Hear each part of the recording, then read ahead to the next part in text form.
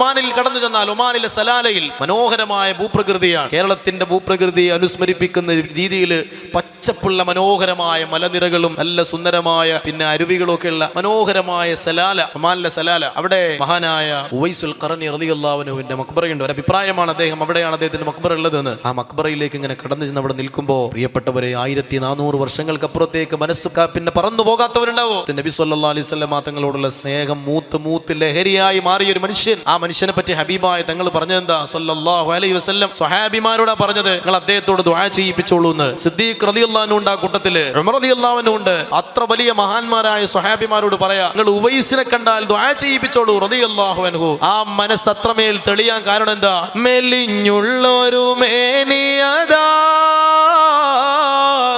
മുഷിഞ്ഞുള്ളൊരു വേഷം സദാ. മെലിഞ്ഞുള്ളൊരു മേനിയതാ, മുഷിഞ്ഞുള്ളൊരു വേഷം സദാ. മഹബൂബരെ തേടും വ്യഥാ, തീർക്കുന്നൊരു വൈസിൻ കഥ.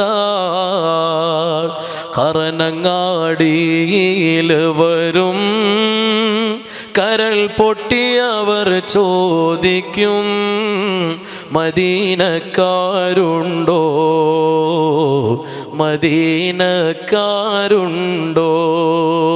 റസൂലുള്ളാഹി സ്വല്ലല്ലാഹു അലൈഹി വസല്ലം തങ്ങൾ അവിടുത്തെ സ്വഹാബിമാർക്ക് പറഞ്ഞു കൊടുക്കാൻ, യമനിലെ ഖറനിൽ മുറാദ് ഗോത്രത്തിൽപ്പെട്ട ആമിറിന്റെ പുത്രനായ ഉവൈസ് റളിയല്ലാഹു അൻഹു, ആ മനുഷ്യന്റെ ശരീരപ്രകൃതി, നിറം, സ്വഭാവം എല്ലാം പറഞ്ഞു കൊടുക്കുക. നബൂവത്തിന്റെ കണ്ണുകൊണ്ട് മുത്ത് നബി സല്ലല്ലാഹു അലൈഹി വസല്ലം തങ്ങൾ നോക്കിക്കാണുകയാണ്. വെള്ളപ്പാണ്ട് രോഗം ബാധിച്ച ആളായിരുന്നു. ആ രോഗം ഭേദപ്പെട്ട അവസാനം വയറിന്റെ ഭാഗത്ത് ഒരു നാണയത്തിന്റെ വലിപ്പത്തിലുള്ള വെളുത്ത നിറം ബാക്കി വന്നിട്ടുണ്ട് എന്നുവരെ ആയിരക്കണക്കിന് കിലോമീറ്ററുകൾക്ക് അകലെ മദീനത്തിരുന്നു കൊണ്ട് ഹബീബായ റസൂലുള്ളാഹി സ്വല്ലല്ലാഹു അലൈഹി വസല്ലം തങ്ങൾ സ്വഹാബിമാർക്ക് പറഞ്ഞു കൊടുക്കുകയാണ്. ആ മനുഷ്യൻ പ്രിയപ്പെട്ടവരെ സിദ്ദീഖ് റളിയല്ലാഹു അൻഹു കാലഘട്ടത്തിൽ വിളിച്ചു ചോദിക്കുകയാണ്, യമനിലെ ഖറൻ എന്ന് പറയുന്ന പ്രദേശത്തെ മുറാദ് ഗോത്രത്തിൽ ആമിറിന്റെ പുത്രനായ ഉവൈസ്. വിളിയാളത്തിന് മറുപടിയില്ല. ഉമർ റളിയല്ലാഹു അൻഹുവിന്റെ കാലത്ത് ഹജ്ജിന്റെ സീസണിൽ ജബൽ അബി ഖുബൈസിന്റെ മലമുകളിൽ കയറിയിട്ട് വിളിച്ചു ചോദിക്കുകയാണ് ഉവൈസ് ബിൻ ആമിറിനെ കുറിച്ച്. അവസാനം ആ വിളിയാളത്തിന് മറുപടി ലഭിക്കുക തന്നെ ചെയ്തു. അതെ, ഞാനാണ് ഉവൈസ്. പൊടിപുരണ്ട വസ്ത്രമാണ്, ചെളിപുരണ്ട ശരീരമാണ്, ജടകുത്തിയ മുടിയാണ്. ആ നാട്ടിലുണ്ടായിരുന്ന കുട്ടികൾ ഭ്രാന്തൻ എന്ന് വിളിച്ച് പരിഹസിച്ച് കല്ലെറിഞ്ഞിരുന്ന മനുഷ്യനാണ്. ആ